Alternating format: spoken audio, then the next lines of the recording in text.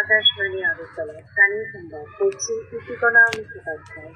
প্রধানমন্ত্রী নরেন্দ্র মোদী বলেছেন, পাকিস্তানের একমাত্র লক্ষ্য হল ভারতের ক্ষতি করা, কিন্তু নতুন দিল্লির লক্ষ্য হল দারিদ্র দূরীকরণ এবং দেশের অর্থনীতি উন্নয়ন। গুজরাটের গান্ধী জনসভায় প্রধানমন্ত্রী বলেন, ভারত তখনই উন্নতি করবে যখন দেশের সশস্ত্র বাহিনী শক্তিশালী হবে এবং অর্থনীতি মজবুত হবে। সরকার বিকশিত ভারতের লক্ষ্যে কাজ করছে বলে শ্রী মোদী জানান। তিনি বলেন, অপারেশন সিন্দুর শুধুমাত্র একটি সামরিক অভিযান নয়, বরং এটি হল গোটা দেশের অনুভূতির বহিঃপ্রকাশ। জঙ্গিরা 140 কোটি দেশবাসীকে চ্যালেঞ্জ জানিয়েছিল, তার উত্তরে মোদী সরকার বাহিনীকে দ্রুত করার মুক্ত হস্তে অধিকার দিয়েছে। सिंदूर सिर्फ एक सैन्य कार्रवाई नहीं है, ये हम भारतीयों के संस्कारों, हमारी भावनाओं की अभिव्यक्ति है। आतंक फैलाने वालों को सपने में भी सोचा नहीं होगा मोदी से मुकाबला करना कितना मुश्किल होता है।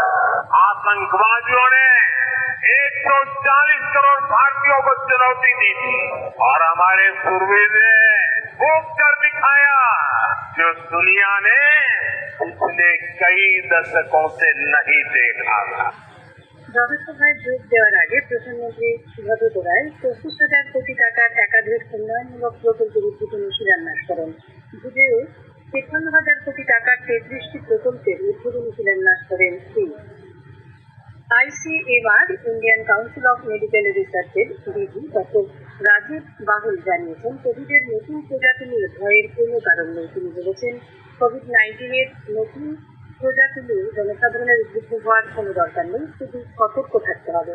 তিনি বলেন, প্রাথমিক সতর্কতা অবলম্বন করা উচিত।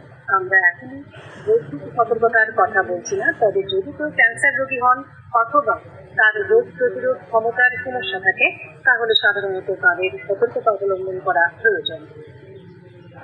প্রধানমন্ত্রী হিসেবে গতকাল ১১ বছর পূর্ণ করলেন নরেন্দ্র মোদী। ২০১৪ সালে এই দিনেই দেশের ৩৫তম প্রধানমন্ত্রী হিসেবে শপথ গ্রহণ করেছিলেন শ্রী মোদী। কোটি কোটি ভারতীয় স্বপ্ন এবং আকাঙ্ক্ষা পূরণে একাধিক উন্নয়নমূলক পদক্ষেপ নিয়েছেন প্রধানমন্ত্রী। সবকা সাথ সবকা বিকাশ, সবকা বিশ্বাস এবং সবকা প্রয়াস, এই মন্ত্রকে পাথেয় করে ১১ বছর ধরে কাজ করেছে মোদী সরকার। গতকাল আগরতলা মহিলা মহাবিদ্যালয়ের এনএসএস ইউনিটের ছাত্রীরা শহরের দুর্গাবাড়ি সংলগ্ন এলাকায় এক স্বচ্ছতা অভিযান কর্মসূচি সচেতনতামূলক লিফলেট বিতরণ করেন। এই অভিযান কর্মসূচি আগামী দিনেও জারি থাকবে বলে জানিয়েছেন এনএসএস এর প্রোগ্রাম অফিসার রমা ভট্টাচার্য।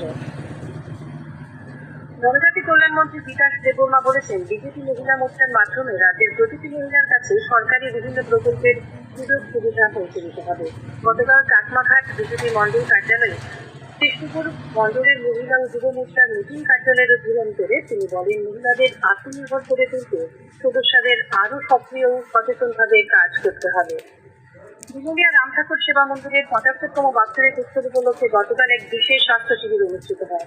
শিবিরে মেডিসিন, চক্ষু, সার্জারি, স্ত্রীরোগ, দন্ত, শিশুরোগ ও শিশুরোগ বিভাগের বিশেষজ্ঞরা ৭০৭ জন রোগীকে চিকিৎসার পর বিনামূল্যে ওষুধ প্রদান করেন।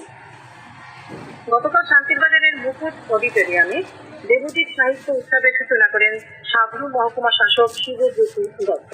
উৎসবে দেবজিৎ সাহিত্য পত্রের ৭ম সংখ্যার মলাট উন্মোচন কবি নজরুলের জন্মদিন পালন অনুষ্ঠিত হয়। সুপ্রিমের খোয়াই জেলা কার্যালয়ে এসএফআই খোয়াই বিভাগীয় কমিটির উদ্যোগে গতকাল এক রক্তদান শিবিরের আয়োজন করা হয়। শিবিরে মোট ২০ জন স্বেচ্ছায় রক্তদান করেন। সিএফএ পরিচালিত ঘরোয়া তৃতীয় ডিভিশন লিগ ফুটবল প্রতিযোগিতার গতরাতের খেলায় ভারত রত্ন সংঘ বড় ব্যবধানে জয়লাভ করেছে। উমাকান্ত মিনি স্টেডিয়ামে ভারত রত্ন সংঘ ১২-০ গোলে আমরা কজনাকে পরাজিত করে। বিজয়ী দলের কেলভিন গার্লম ও চিরঞ্জয় রিয়াং হ্যাটট্রিক করেন। ভারতীয় আবহাওয়া বিভাগ জানিয়েছে, উত্তর পূর্বাঞ্চলের রাজ্যগুলির মধ্যে ত্রিপুরা সহ মিজোরাম, মণিপুর, নাগাল্যান্ড, অরুণাচল প্রদেশে গতকাল আনুষ্ঠানিকভাবে বর্ষা প্রবেশ করেছে। এই সঙ্গে আসাম ও মেঘালয়ের কিছু অংশেও বর্ষা প্রবেশ করেছে।